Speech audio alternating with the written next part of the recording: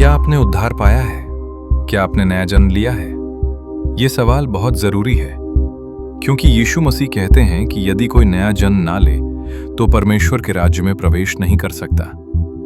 आज के समय में बहुत से ईसाई भाई बहन ऐसे हैं जो जानते ही नहीं कि असली उद्धार कैसे मिलता है और नया जन्म आखिर है क्या। सबसे पहले ये समझते हैं कि नया जन्म आखिर है क्या। अगर हम इसे शारीरिक रूप से देखें तो सवाल आता है, आखिर कैसे कोई मां के पेट से दोबारा जन्म ले सकता है? यही सवाल निकोदेमुस ने भी यीशु से किया था, और यीशु इसका उत्तर देते हैं कि यदि कोई जल और आत्मा से ना जन्मे तो वो परमेश्वर के राज्य में प्रवेश नहीं कर सकता। जो शरीर से जन्मा है वो शरीर है, और जो आत्मा से जन्मा है वो आत्मा है। यहां हमें यह स्पष्ट होता है कि यीशु शारीरिक जन्म की नहीं बल्कि आत्मिक जन्म की बात कर रहे हैं, और आत्मिक जन्म लेना ही नया जन्म कहलाता है। लेकिन बहुत से ईसाई भाई बहन ऐसे भी हैं जो ये मानते हैं कि बपतिस्मा लेना ही नया जन्म लेना होता है।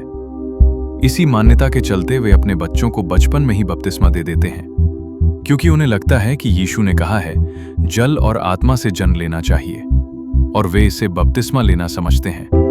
पर क्या ये मान्यता सही है? नहीं, ये बिल्कुल गलत है।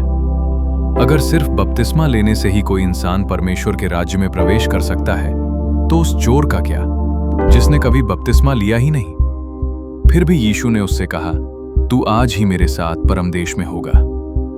तो आखिर नया जन्म क्या है? और अगर बपतिस्मा लेना नया जन्म लेना नहीं है तो फिर बपतिस्मा क्या है? चलिए मैं आपको विस्तार से समझाता हूं।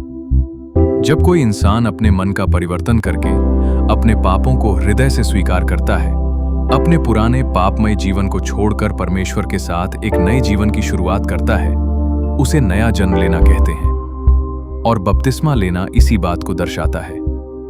जब आप पानी में डूबकर फिर बाहर आते हैं तो यह दर्शाता है कि आप अपने पापमय जीवन को मारकर एक नए जीवन में उठते हैं।